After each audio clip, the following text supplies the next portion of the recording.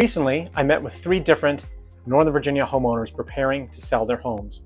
Different homes in different neighborhoods, but same mistake. A mistake that likely cost 2 of them more than $50,000. Here's the surprising part.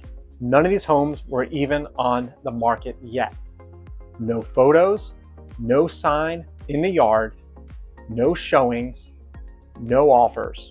Yet the damage had already begun. After more than 20 years selling homes throughout Northern Virginia, I have noticed that some of the most expensive seller mistakes happen before a listing ever goes live. I call it the pre-market anchor. It's a psychological trap that quietly influences pricing, feedback, negotiations, inspections, and even which agent a seller hires. Today I'll show you exactly how it works, why it costs sellers so much money, and how buyers can use it to spot hidden opportunities most people completely miss. As we go through this video, we're going to keep score. I call it the Seller Sabotage Scorecard.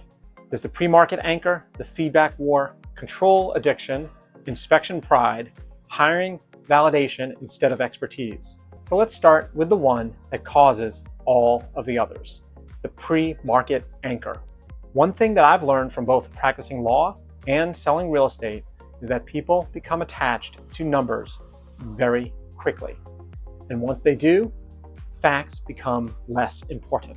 In law, you would see someone become emotionally attached to a number, like the number for settlement. In real estate, sellers become attached to a price, usually before they've fully understood the market. So let me give you a typical example. A homeowner in Arlington sees a nearby property sell for $1.35 million. The problem? That home backed to a park. It had a fully renovated kitchen, a finished walkout basement, and a premium lot. And it happened to hit the market during a week when inventory was especially low. But that's not the number the seller remembers. The seller only remembers one thing, 1.35. And before we've even met, before we've reviewed the competing inventory, before we've discussed strategy, looked at comparables, the anchor has already been set. Everything afterwards becomes harder. Every market analysis feels too low for them. Every conversation feels like pushback, and every buyer feels unreasonable. And here's the irony. The seller thinks they're protecting themselves, but what they're actually doing is making it harder to achieve the best outcome for their home sale. I've seen this happen in McLean, in Vienna, in Kingstown, in Arlington. The neighborhood changes, but the psychology doesn't. One of the hardest truths in real estate is that your home is not competing against your memories. It's competing against every other available option on the market. Buyers don't compare your house to what it was worth last year or 6 months ago. They compare it to what they can buy this weekend. That is a very different calculation. Next is what I call the feedback war. So let's assume the house hits the market. This is where the second form of sabotage begins, the feedback war. And this war isn't between buyers and sellers. It is between the seller's memories and the buyer's reality. This is especially common in Northern Virginia because many people stay here much longer than they originally expected. Someone moves here for a government assignment or a consulting job, or they have military orders to the area. 5 years turns into 10, turns into 20. Kids grow up, their careers evolve, life happens. The house becomes part of the family's identity, and so does the neighborhood. And then the home hits the market, and suddenly strangers start evaluating it. The kitchen feels dated. The bedroom seems small. They don't like the paint color. The road noise is noticeable. The layout isn't ideal. The finishings are too specific. The seller hears criticism. The buyer thinks they're giving observations. Those are different experiences. I remember a seller telling me, but everybody loves the sunroom.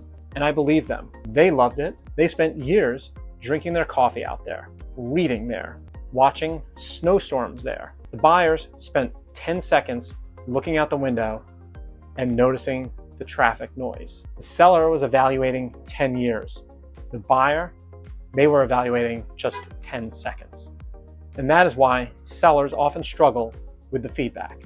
Not because they're unreasonable, it's because they're emotionally attached to the home. I've seen this often in Burke with homes backing to wooded areas. I've seen it in Del Rey, where sellers love being able to walk to the restaurants. The seller knows every hidden benefit. The buyer doesn't know any of this yet. Your job as a seller is not to defend the house. It's to help buyers discover what you already know. Buyers, let me give you something useful.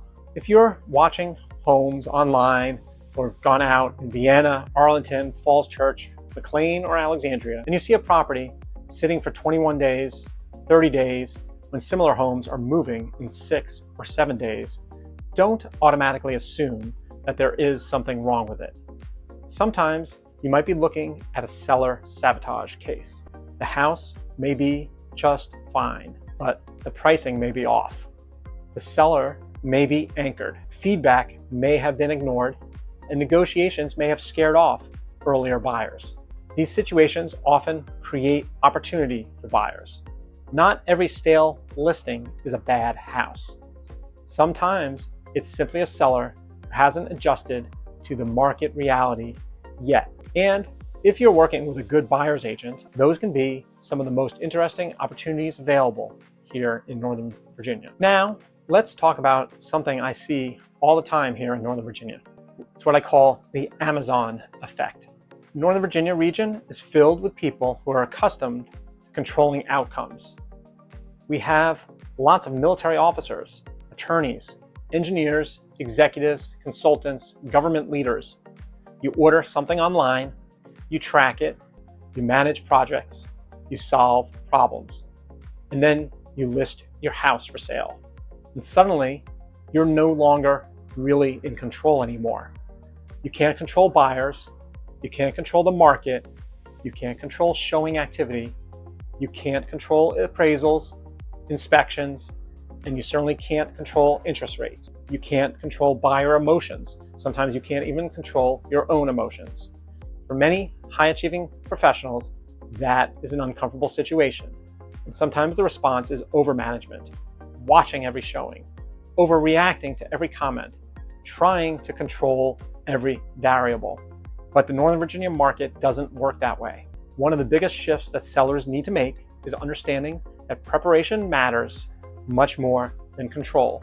You cannot control every outcome, but you can control your readiness. So now let's get to inspections. This is where many deals become emotional and many deals often fall apart, especially in Northern Virginia, where much of our housing stock is older. For example, you've got the Springfield Split Level, the Vienna Colonial, the Fairfax Rambler, and the Alexandria Cape Cod.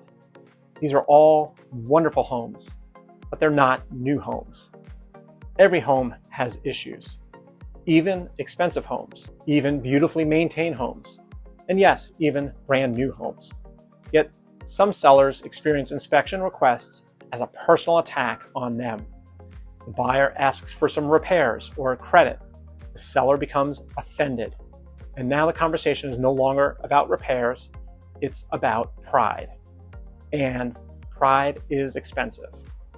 One thing that I learned as an attorney and later as a broker is that negotiations often fail because people become invested in being right. Not because the issue is a large one, but because the issue becomes symbolic. The goal isn't winning the inspection. The goal is getting the settlement and selling the house. The sellers who remember that usually have smoother transactions and much better outcome. Now, this may be the most uncomfortable section of the video. Sometimes sellers do not hire the best advisor. Sometimes they hire the person who makes them feel the best. I've sat in living rooms and kitchens throughout Kingstown, Fairfax Station, Arlington, Alexandria, and McLean, where I knew before the appointment ended exactly who was getting the listing. Not the agent with the strongest strategy. Not the agent asking the toughest questions. The agent who gave the sellers the highest number, the biggest promises, the most optimistic scenario. However, the problem is that reality eventually arrives, and reality does not care what was promised at the listing appointment. One thing that I've learned after selling homes since 2002, managing a RE/MAX office, navigating the 2008 crash, foreclosure markets, pandemic bidding wars, and today's market is this: honesty wins. Not because it's comfortable. Honesty helps sellers make better decisions before mistakes become expensive. Sometimes sellers aren't hiring an agent, they're hiring validation, and validation can be very costly. Now let's go back to where we started this all, the pre-market anchor, a retired Army colonel, an Arlington attorney, a McLean executive, 3 different people, 3 different homes in 3 different areas, but one common mistake. And that's really the theme of this entire video. Most seller sabotage is not intentional, it's emotional, it's understandable, and yes, it's fixable. The homes that perform best aren't necessarily owned by the smartest sellers. Northern Virginia is full of smart people. These homes are owned by the sellers who stay flexible long enough to see their home through the buyer's eyes. If you're considering selling in Arlington, Alexandria, McLean, Vienna, Falls Church, Fairfax, Burke, Springfield, Reston, or elsewhere in Northern Virginia, I would be happy to have a conversation with you. No pressure, no sales pitch, just an honest discussion about what buyers are seeing and how to avoid the mistakes that we've talked about today. And before you go, leave me a comment. What's the biggest seller mistake you've personally seen? I would genuinely love to hear your perspective.